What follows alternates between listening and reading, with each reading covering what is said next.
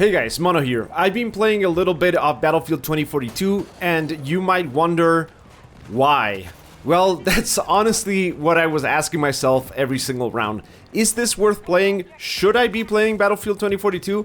Turns out the answer is a bit more complicated than a simple yes or no. At least I think it is. So follow me down a Battlefield rabbit hole and I'll tell you my experience, and hopefully that will be enough for you to know whether you should go back to Battlefield 2042 or maybe try it out for the first time. Get over here!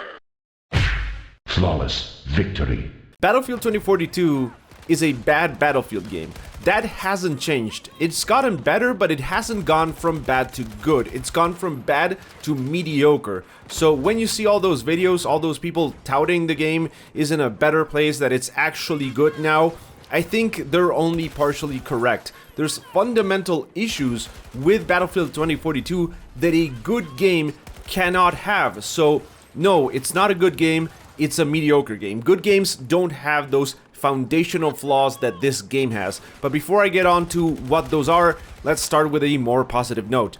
If there's one thing this game does really well is how much fun it is to blow things up. Here's some footage from a round I had using the helicopter, and I gotta say, chasing down enemy infantry with my rockets, blowing up tanks and trucks and helicopters and APCs was a ton of fun. I remember when I first tried the game, it seemed like you were firing duds instead of actual rockets. Damage was too low, so killing enemies was something that the Battlefield 2042 helicopter was extremely bad at. But they've clearly buffed the helicopter at some point together with the other thousands of little tweaks and fixes that they've done to the game. And I kinda wanna play more of that helicopter, but then I'm immediately reminded of how helicopters in Battlefield 4 were better in pretty much every single way. More maneuverable, faster, more challenging, and the list goes on and on. But Battlefield 4 doesn't look as good as this, though it has aged pretty well, but still, there's a sleeker, more modern look to Battlefield 2042, and I say that in a good way. The trail on the rockets is cleaner, there's like more contrast or something. There's something about the way it looks that is an improvement.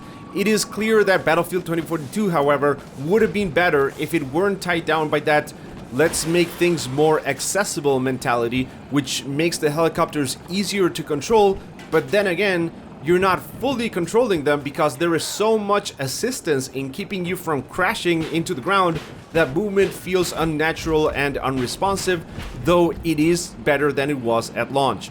Gunplay was better than I expected once I checked out a few recommendations on which guns to use and which attachments to try out. I'm not sure if gun balance is a thing or if a couple of guns are clearly better than others, I couldn't tell you, but once I found a gun with a recoil that I could handle and a damage output and accuracy that fit my playstyle, things were looking pretty good.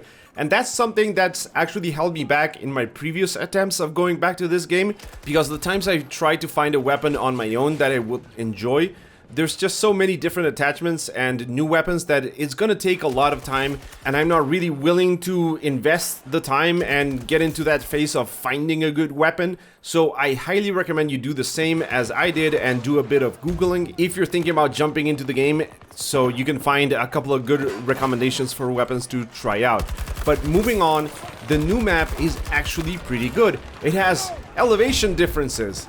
It's not just flat terrain, it has cover, which is a novel concept apparently. It has areas where the infantry can fight without worrying too much about the vehicles, and those areas aren't locked behind a freaking elevator to the top of the same exact building that you've seen in 3 other maps. And you can actually run from one flag to the next without dying of boredom and having to call for a vehicle every single time. These are all fairly basic things to get right, which pretty much no map got at launch. I should also add that the specialists are starting to look more like actual soldiers instead of diluted cosplayers. So that problem the game had where you had 3 friendlies around you fighting against 5 enemies and everyone looked the exact same, like this distinct character design, that's very rare, but you know, it does look better. It feels like a more Battlefield-ish game. Unfortunately, that's pretty much where the good things end, my guys, because here's the deal. You want to play that new map? Well, cool, here at Battlefield headquarters, we've made a Conquest 24/7 and a Breakthrough 24/7 mode with the new map, so you can play it as much as you want. But oh, you want to play something else? Well, how about we put you in the absolute worst maps ever designed for this franchise without the ability to even choose which map you want to play? And how about once the round is over, you have to matchmake again, because remember, we pull you out of the game every single round now, and unlike other games where matchmaking is pretty short and the time you spend on the post-match reward screen or the pre-match readying up for the action phase screen is actually pretty short, it's gonna take about 5 minutes of your time here in Battlefield 2042. It feels like an eternity. And once you end your shitty map in that god-awful round that you just played, how about you get to play the same exact map and be on the same exact team again? That's exactly what the experience is, guys. They still haven't figured out how to actually put you in different maps from the ones that you played 1 or 2 rounds ago. One time I was even placed in a match that was 2 minutes away from ending, and you know, this is what I mean when I say people saying it's actually pretty good are wrong. It's actually decently mediocre is something I would take. Some parts are good, but they are covered by a layer of dog shit is more accurate. Anyone saying it's actually good now is only looking at the best parts of the game and disregarding what the player experience is actually like. Battlefield 2042 is still Battlefield 2042. On my first match, this was the reward screen, guns and eyebrows floating in midair. My squad's character models were replaced by beings from the polygonal dimension. An entire section of these fuel silo, whatever they are, things completely see-through, so there's those things still going on. As a Battlefield game, it's also too fast. The movement is just too fast. It's faster than any previous Battlefield game, and I think that's a mistake. There's no leading. All the cool movement animations from Battlefield 1 and Battlefield 5 are gone, and you still have the time between matches, the bad matchmaking, the weird and convoluted weapon unlock system where you need to complete these random tasks to unlock something, like get 10 headshots with assault rifles, but then also kill 50 enemies with this specific assault rifle, or kill enemies with an under-barrel grenade launcher.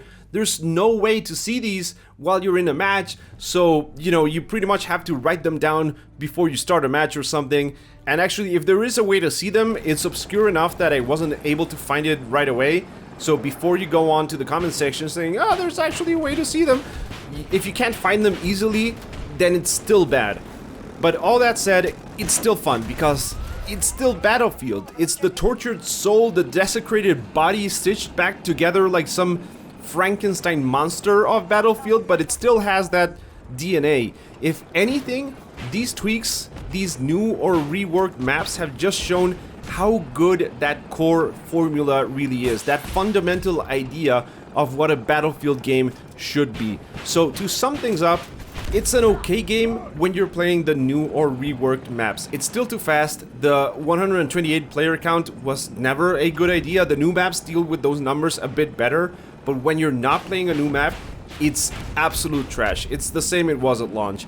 I think multiplayer games live and die by their map design. There's a reason why people played DE Dust 2 for decades, and almost every map in this game is just incredibly bad. It's this boring, disjointed map design where everything is too far away, the engagements suck because there's infinite lines of sight to you from pretty much all directions, and you know, they are gonna keep improving those maps by adding more cover and more detail to go from being bad to being mediocre, but it's never gonna be actually good. So if you already have this, it might be worth revisiting while you can still choose to play the new map and not just be at the mercy of the matchmaking RNG.